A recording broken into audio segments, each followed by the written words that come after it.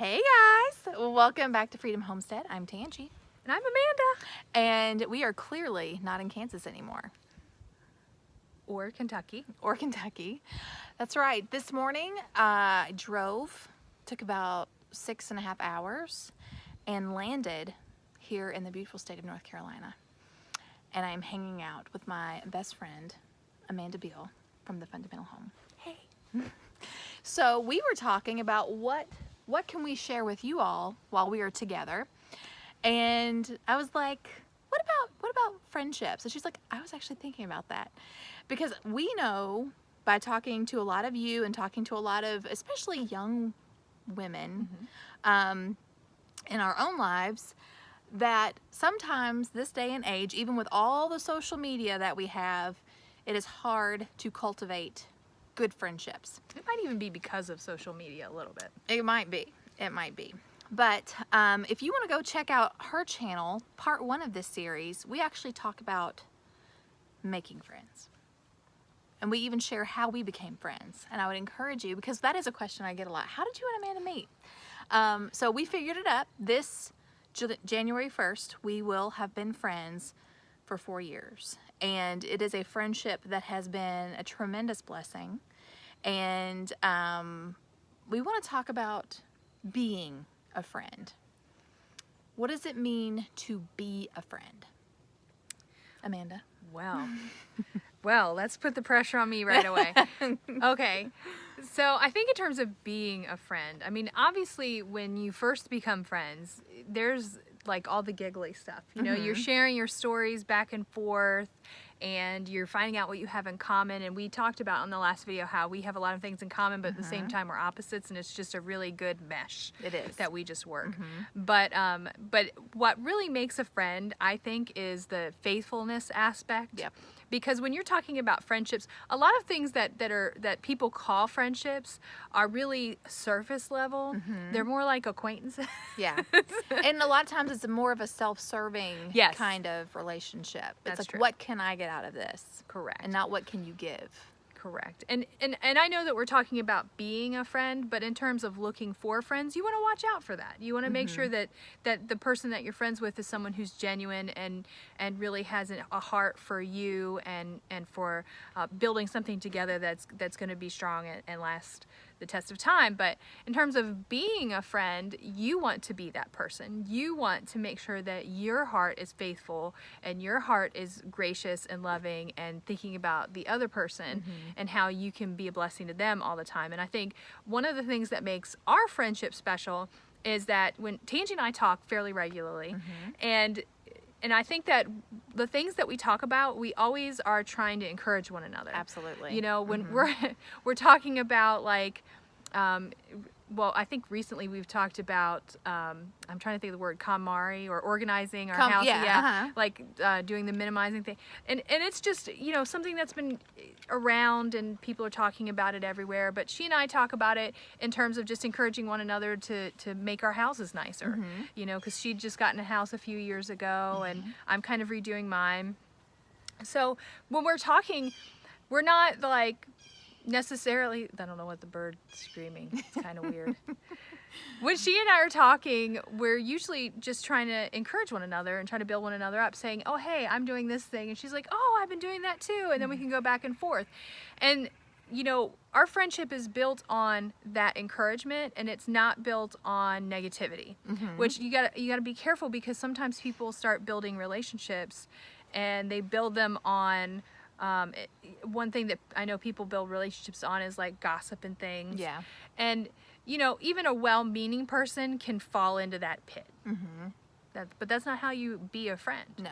You want to be a friend by being positive, by being a blessing to someone. Right. You're absolutely right. I mean, and one thing that I learned from a very young age, I'm talking elementary, is that if you are with someone that you consider a friend and they are gossiping about someone, Oh, yes. they are more than likely gossiping about you when they are not with you. So that is something to always keep in mind. I would like to say that it gets better in adulthood, but it does not. It does not. So yeah, absolutely. I think any sort of negativity, if that's you want to get together and you want to, what is it called, chew the fat, anything like that, you definitely need to be cautious around people like that. And like Amanda said, we definitely we do try to encourage each other. And I think it helps too that we're both in the same season of life. We're close to the same age, and and it's funny how even if we haven't talked for like a week or two, which that doesn't happen very often, but if there's been a span of time where we haven't talked to each other, we are still somehow like considering the same things. We can pick right back up. Yeah, exactly. I think that's another good point too, is to not expect, like, we've gone through different seasons. There are times that we've talked like all day, every day. Yes. And then there's been times that we've had gaps, like things have gotten really busy and it's been a week or 2 weeks, 3 weeks. I can't think of what the longest span is. It's probably been a couple weeks. Probably a couple weeks, yeah. But we go through these seasons, and I think sometimes people can get stressed if you're not talking to someone like every day. Like, oh, are they not my friend anymore? Right. Yeah. And I think that you just need to just recognize that friendships have seasons, and frankly, life has seasons. Yes. We all have. I think last year we got really busy. Like, I had a bunch of kids graduating and like doing a bunch of different activities, and you guys were involved in a bunch of different things and traveling and work and stuff like that. And you just got to be understanding of other people and their schedules and what's going on in their lives. And I guess that's also involved in making friends with people who it's not all about them. Right. So and have that same attitude back and forth. That I understand when you're busy and you understand that I'm busy. It has no bearing on our friendship. We are still friends regardless. It doesn't make any difference whatsoever. Absolutely. Yeah. Just because we haven't talked in 2 weeks doesn't mean that the love's not there. It's just that we're busy, and we totally get that. Just like there's limitations on your time, there might be limitations on your person. I mean, there's boundaries that you need even within friendships to maintain your friendship. Absolutely. I mean, certain things you don't always talk about. Right. And I think that is one thing that is very important in any friendship or relationship, is understanding boundaries. And sometimes it could be your time. I know that before I have had acquaintances that would just want to come over all the time, and it was maybe it didn't matter that I had a sick toddler, or that I was fixing to walk out the door, or something of that nature. But I think that's one thing. In order to be a good friend, you need to be aware of boundaries. Maybe it's family stuff they don't want to talk about, or maybe it's marriage stuff they don't want to talk about. You have to respect that there are boundaries there. It's funny that Tangi is a beautiful Southern lady. And I grew up, and I grew up in Maryland, which is technically a southern state, but some people would consider that a little more northern. Being in the Washington, D.C. metro area, people are a little more formal, and they talk less about their personal things. And I've found, living in North Carolina for a while, that people in the South are much more free with their conversation, and it's just part of how they connect with one. There's nothing wrong with that. No. Just part of how they connect with it. And the formality, there's nothing wrong with that. It's just how people connect and how people do things culturally. But being aware of those differences can definitely help you to be a better friend, for sure. Because some people are more formal naturally and do have things that they really don't want to talk about unless they bring it up to you. And some people are more, out there and want to share everything, and that's cool too. So you just have to know what your personal boundaries are, be comfortable sharing them with your friend. Right. So that they understand, that's not really something that I really want to talk about. And then it's like, okay, cool, we'll talk about something else and move on. And, I think that friendships get in trouble when people take offense to things. Yes, I was gonna say that. Yeah. And you just have to love one another. Right. Yeah. Don't be so sensitive and be offended by everything. I think that's a really great way to not have friends. If someone can't be themselves around you, yes, you're not going to keep friends that way. But if that person's true nature makes you uncomfortable, then it's probably not a good friendship to begin with.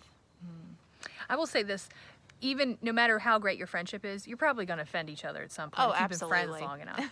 Like, I'm thinking of my sister. I went and visited my sister last weekend. She's my sister. I love her, and I will love her forever. We offend each other all the time. Do you know what I'm saying? Oh, absolutely. So, I mean, if you really care about someone and they're really going to be your good friend, you have to accept the fact that sometimes they're going to disappoint you and you're going to disappoint them. And you guys are just going to have to work that stuff out and move forward. Kind of again, like a lot of this relates to being married. You know, if you're going to keep something together, if you're going to maintain friendships, you need to be able to build bridges in circumstances like that. And I think people have these expectations with friendships that they have to be perfect all the time. Right. And if you're not getting along, they just want to walk away and throw away a friendship.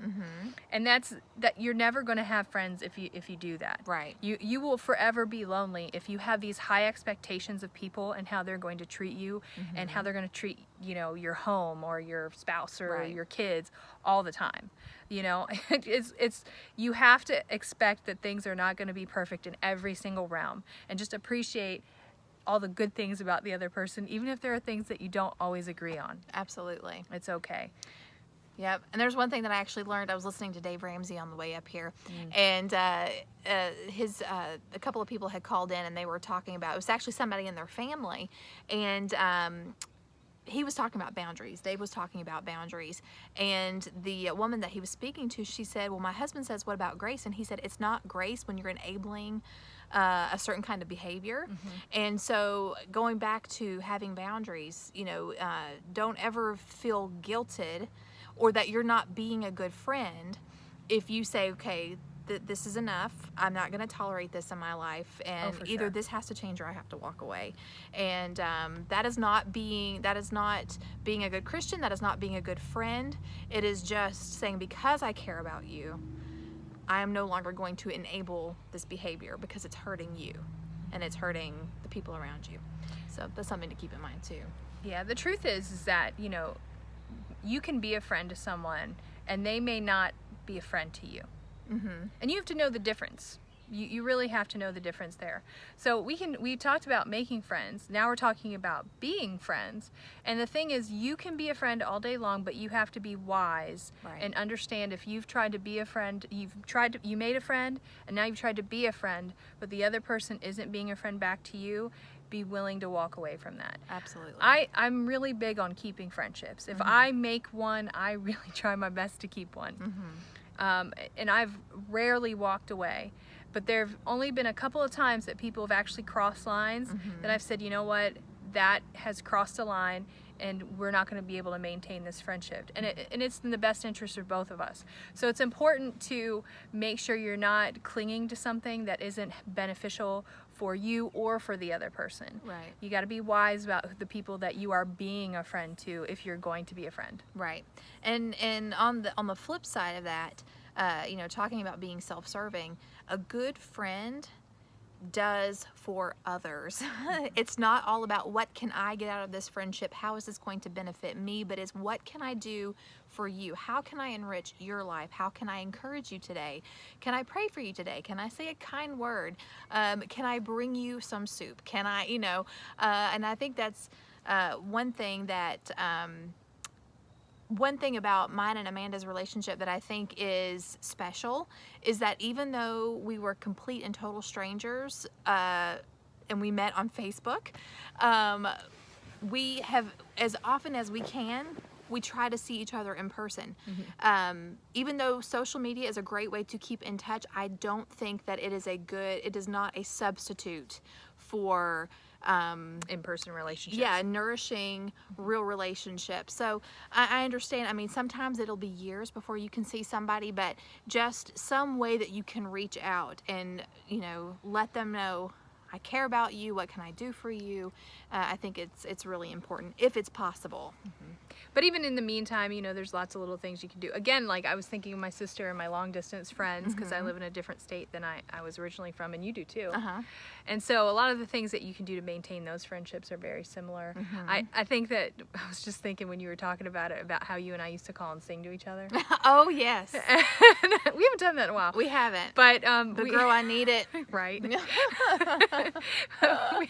we would literally call each other and like start singing each other hymns. We would. Yeah. We would just sing good gospel songs because it's what we like, and that's what encourages us. And so I would just call and sing her one, and I am not a singer.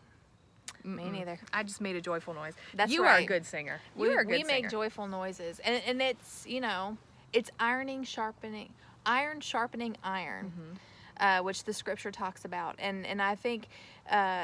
I just think it's so true, because there have been times where I have struggled. I have been struggling as a wife, or I've been struggling as a mom, or I've been struggling as a church member. I've been struggling as a keeper of my home. I've been struggling just in general with emotions and thoughts. And she is always my voice of reason. There have been several times I have called her. I'm like, this is what I'm thinking. I need you to tell me why it's wrong. And she will. And she lays it out. Wrong. If it's wrong. Yeah, which most of the time it is. But that's it. See, again, we're talking about how we're opposite. I'm an emotional person. She is a logical person. So sometimes I just need her to say, I know my emotions are crazy. I just need you to tell me what I need to do right now. And most of the time she's right. And I need her to sometimes balance me and tell me when I'm being too practical and not taking into consideration emotions enough. Because, you know, it might be hurting someone's, usually my husband, might be hurting someone's feelings. And so I'm like, so was I being too practical there? It's like, you can be a little bit more diplomatic in maybe the way you handle it. But it's a good balance. It's a very good balance. And so that's how we're a friend to one another, is we just use our strengths to help one another to be better and absolutely and to have a better life. And that is something that I have, especially with my daughter, who is the dating age, is you want to be with people that make you better. You want to be with someone who's going to encourage your walk with the Lord, encourage your faith. And from a, you know, just from a value standpoint, someone who is going to, you know, encourage you to do the right things. Not someone who's going to pull you down or make you do what you know is wrong, or, you know, try to talk you into doing things that are wrong. You want to be with people that build you up, and not someone who tries to push you down to their level. And by the way, our daughters are best friends too. And they're actually over there taking pictures, taking Emily's senior photos. Yep. So I think we've instructed them well on how to be a friend. I mean, you know, we did all right so far. Yeah. It is one thing. It's kind of hard to teach girls because they're going through a phase where it is, you know, a lot of emotions or lead a lot of what they do and say. But that's when I come along with my practicality. That's right. It's like, well, you know, you could have said that a little better. Talked a lot about that. Yeah. Being a friend. There's a lot People to be said. don't know how to be friends. No. Not anymore. Nope. Anyway. All right. Well, we hope you guys enjoyed this. And guess what? There is a part 3. And part 3 is how to keep your friends. We talked about how to find friends, how to make them, how to be a friend, and now we're going to talk about how to keep your friends. Yes, well, we'll probably do that in 2 parts. Have one part on my channel, one part on Tangie's channel. That way you can get the benefit of both of us. Yes. And so make sure you come to my channel. Which is The Fundamental Home. We're going to throw an iCard right over there. So go check it out. And is that it? And screen. Oh, by the way, if you're not familiar with Amanda's channel, The Fundamental Home, it's about faith, family, and frugality. So if you enjoy loving family, Christian values, and lots of grocery hauls, Being cheap. being frugal, head on over to her channel. Subscribe. You'll be glad you did. Thank you. I'll be a friend to you. Amanda can be your friend. Okay. Until next time.